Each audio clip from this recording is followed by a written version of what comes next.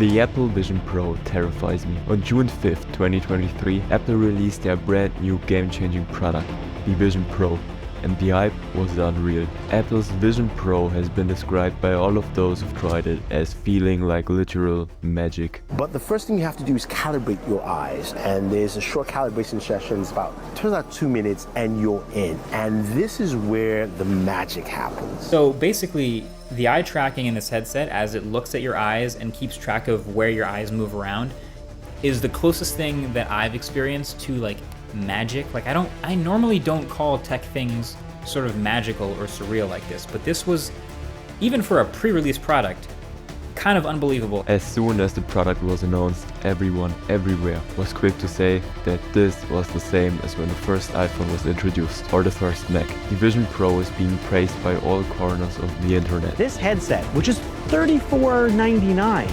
really expensive, is claimed to be the ultimate mixed reality VR AR experience. It may very well be. Immediately after its release, Apple's YouTube video on the Vision Pro achieved 20 million views in a day. Everything on trending was about the Vision Pro. Twitter was packed with supporters drooling over Apple's latest gadget. Everyone is praising Apple's new holy grail, their most addictive, cutting-edge and mind-blowing piece of technology yet. On the surface, it does seem perfect. Anyone, anywhere can live inside their own digital universe, mixed with their current reality. As soon as you put the headset on, your grey, empty, dull existence turns colorful, bright and hopeful as you plug yourself into the Appleverse, a place where you can be friends with anyone, work anywhere you want, do business, go to different countries, catch up with your family, instantly travel across dimensions, do everything you've ever dreamed of. You no longer need to bend down,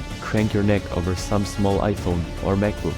Now you can sit down at the family table looking at your family straight in the eye while watching Family Guy clips with Subway Surfers on top. The Vision Pro will be Apple's new iPhone, but at this insanely high price point of $3,500, surely no one will be able to afford it, right? They are not entirely wrong. This is surely a groundbreaking product that Apple just released. But throughout all of the noise, one question has stuck with me. What problem is Apple trying to fix with the Vision Pro? Well, at first sight, it just seems like they want to solve the problem that virtual reality is not that popular in public. But this isn't actually the problem. Does anyone actually want virtual reality to be mainstream apart from Silicon Valley tech elite? The real problem the Vision Pro is trying to solve is that not everyone in the world can always have what they want whenever they want it. In fact, the average person around the world has almost nothing they actually want or need. That despairing malaise that hangs heavy, and the worst permeates from the fact that there's no sense of adventure in your life, no community,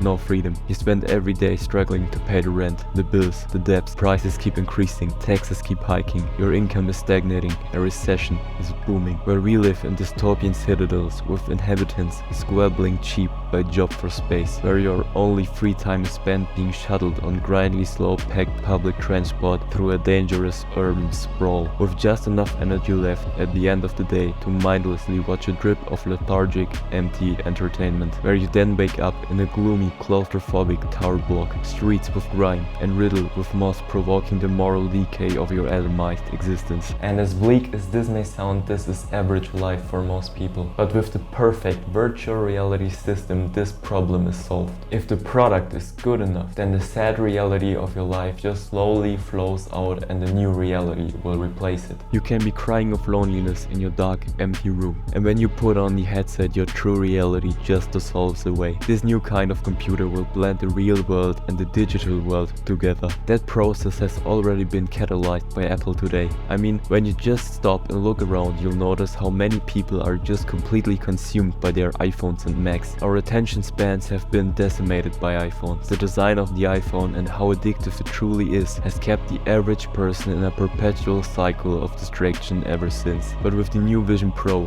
you won't ever need to pick up a phone or a laptop. You can just plug yourself straight into the Appleverse with your eyes, attaching your own consciousness into a virtual world run by Apple. But then you might be asking, what's the problem with any of this?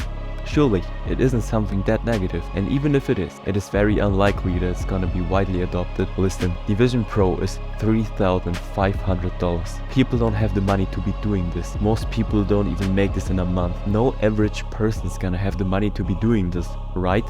Well, trust me when I say that the rabbit hole of the Vision Pro goes so much deeper than you first think, and very soon the Vision Pro will become as normal as the MacBooks are today. Now, this is Apple's plan. In early 2016, companies like Facebook, Oculus, Microsoft and HTC were already releasing their own VR headsets, creating a competitive landscape that Apple had to navigate. Tim Cook and Apple's leadership knew that eventually phones and laptops would reach a cap in their market potential, but virtual reality was a completely untapped new possibility. Apple's new headset, while very impressive, is only the beginning. It bears the markings of a 1.0 product, the first unperfected move towards a new type of device, a new wave of technology. And with the virtual world overlaid onto the real one, we'll interact with it every day through virtual screens, objects, places and people. In short, the virtual world will have finally crossed the border into reality itself, and the Vision Pro's double 4K screens are already close to photorealism, making this future alarmingly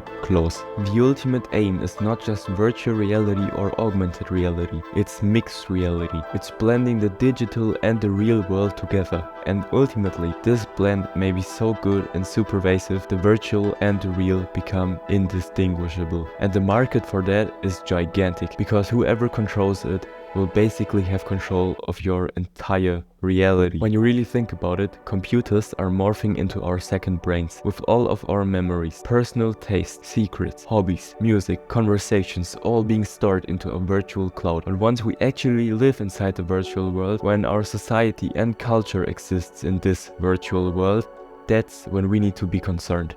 Because if the Vision Pro succeeds, it will be bigger than the iPhone. And this leads on to one of the biggest problems within the Vision Pro. Augmented reality will remove the last few seconds between the impulse before the distraction and getting the dopamine reward. And Apple will use this and much more to their advantage, plugging you into their addictive data harvesting system 24/7, giving them an untold wealth of information to sell. In this way, that augmented reality and the real world web brings us far closer to Nozik's experience machine. Now this is a classic thought experiment of a machine that offers you the best possible existence, complete bliss and pleasure. The only cost that comes with this is that you won't want to ever be unplugged.